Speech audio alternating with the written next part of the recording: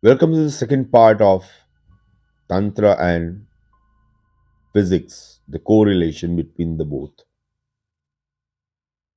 I would like to start this episode with a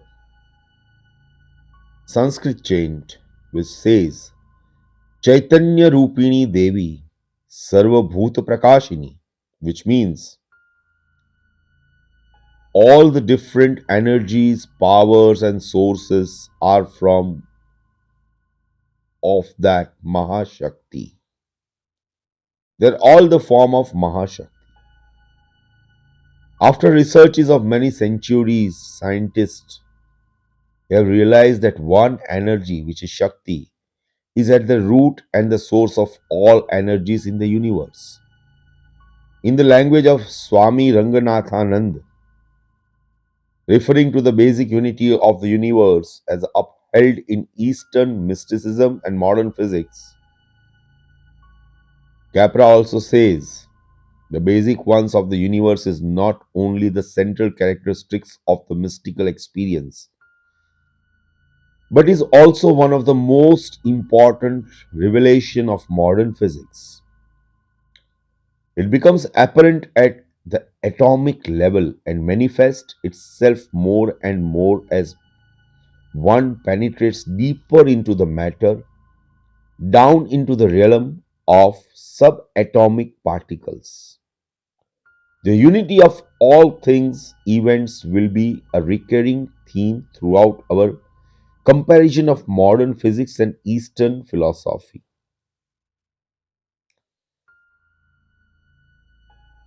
When it comes to Tantra,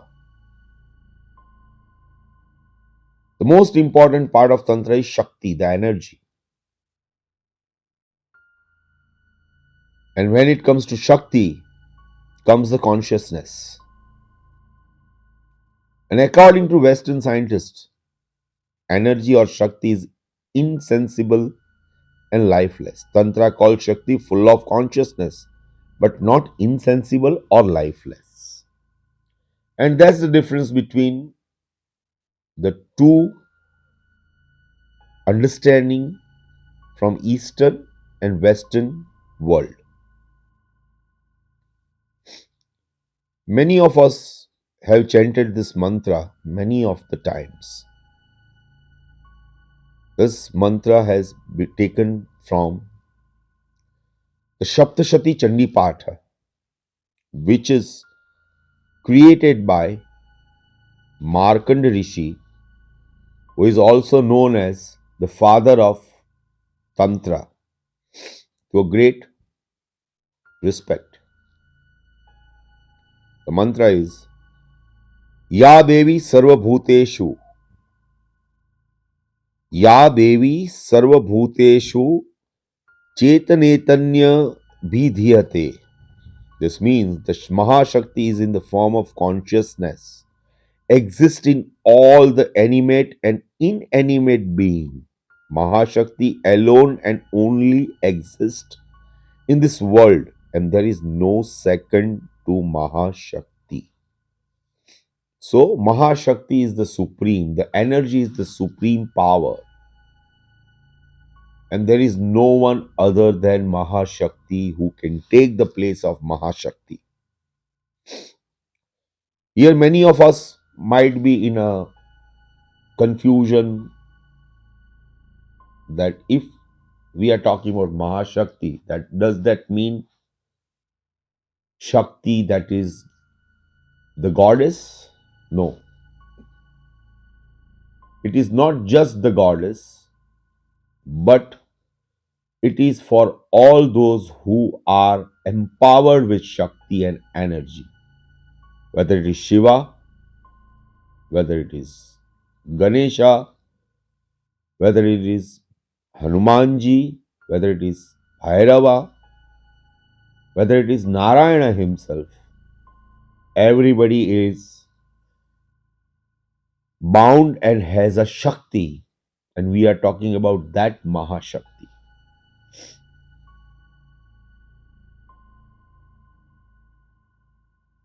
एकै वाहन जगत्रय द्वितीया का mama परा. which means Maha Shakti is also the reservoir of grace and kindness.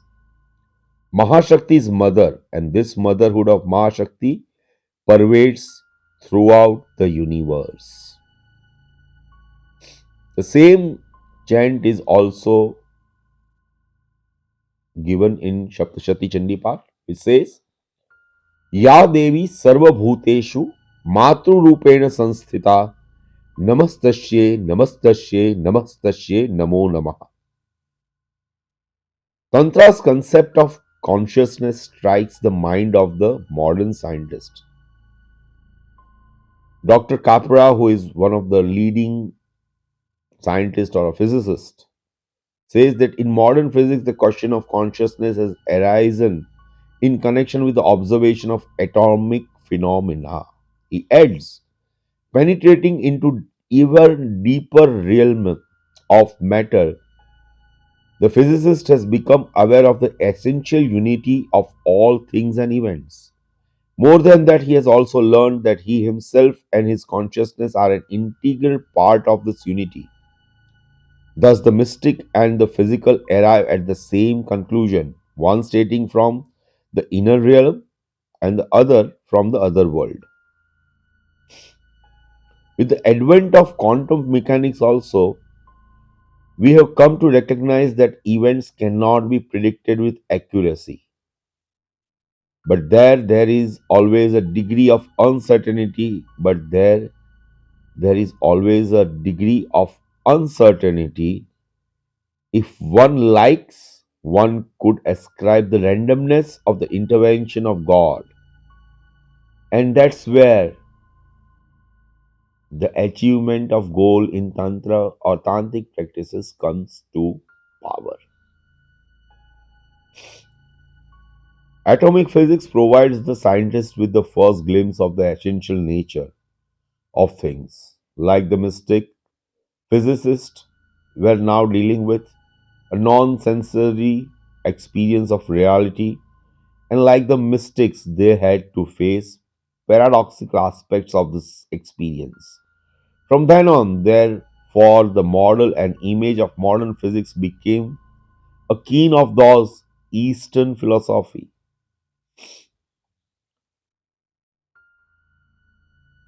If we talk more about this particular aspect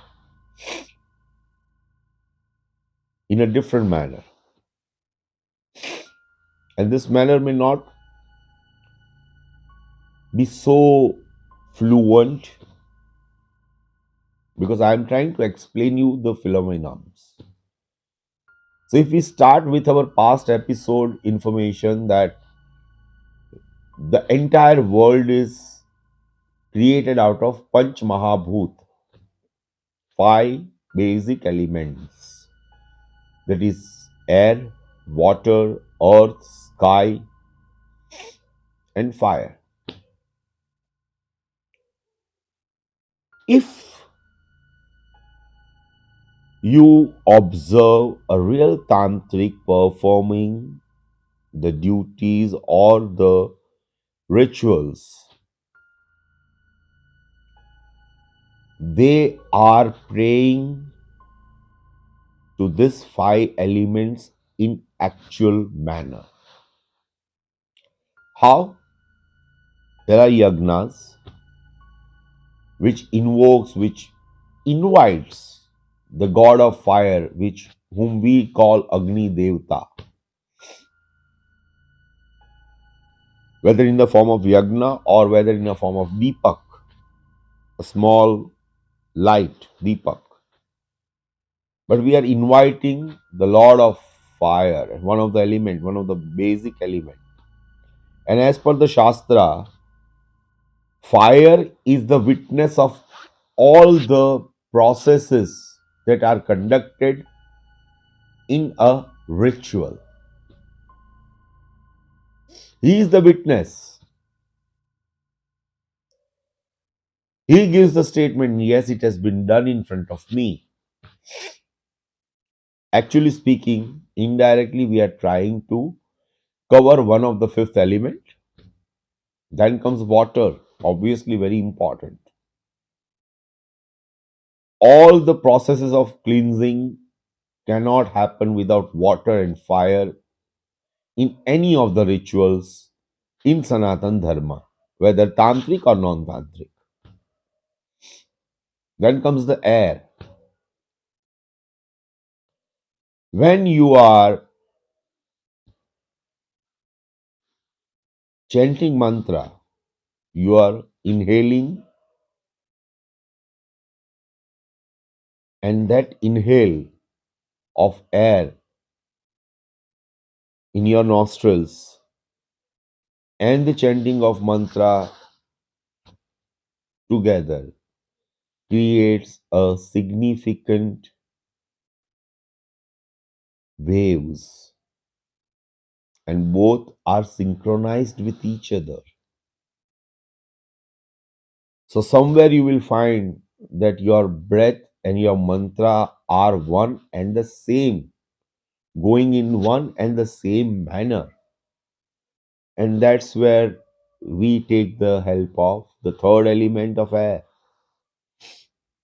The fourth and the most important element is earth. And there is no tantric practices, there is no tantric processes, there are no tantric rituals which are done without earth, because you have to sit on earth and then conduct. So indirectly you are involving the earth element out of it. Akash, that is sky, is always there above you. Here I would like to give you an example, and you guys can also experience this example in your own way. Almost every listener has visited one or the other temple, sacred temples. Not required that the temple should be of Kali or Shakti or Shiva or Ganpati or Hanumanji or Lord Vishnu, Narayan.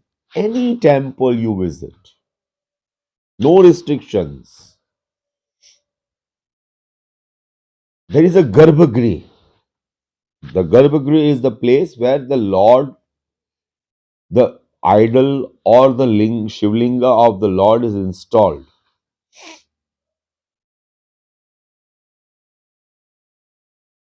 Many times we get an opportunity to get inside the Garbhagriha and perform the puja.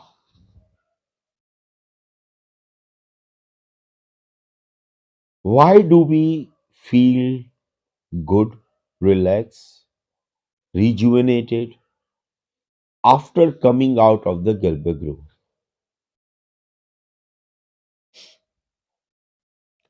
Is that the only rituals that works for us, or that provides us that peace of mind or rejuvenation or whatever you say, refreshing approach? No, it's not just the rituals. But yes, rituals to a great extent also. How, I will explain you. See, a particular temple and the Garbhagriha of the temple is known for practicing various rituals on the idol. Whether the Panditji, the priest, and even the devotees offer prayers in form of mantras, in form of manifestations, in the form of various ways and means of manifestations to the Lord. Somewhere the devotees, the priests, the pandits recite some mantras, recite the manifestations, and as you know, the sound can travel. So the sound accumulates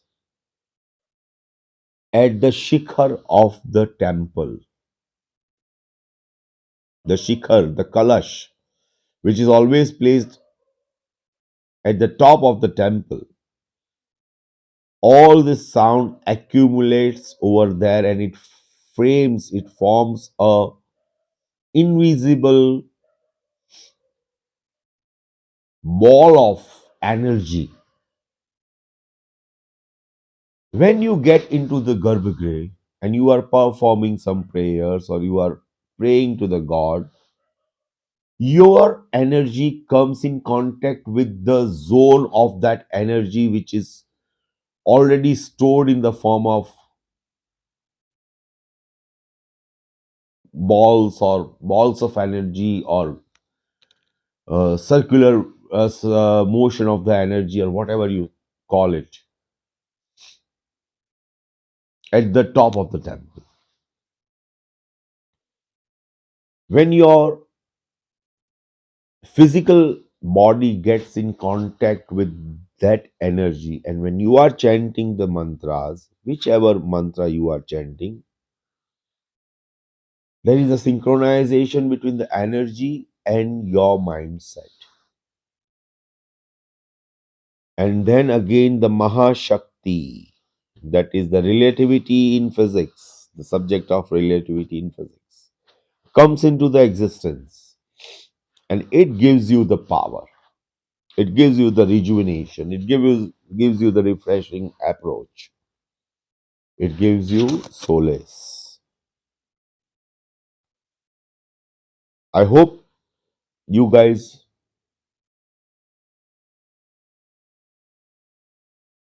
would love to know more about this. Let me put a disclaimer that I am not a student of science, but I don't need to be a student of science to do research on Tantra or physics. It is my curiosity to know more about Tantra, to understand Tantra, and to make people aware that Tantra is not just something black magic or dark secret. It's more of a scientific approach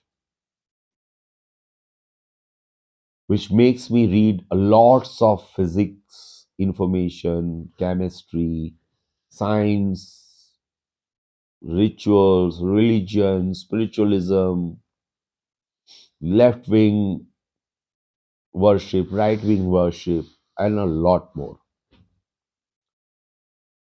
We'll soon be connecting with you guys with more interesting topics.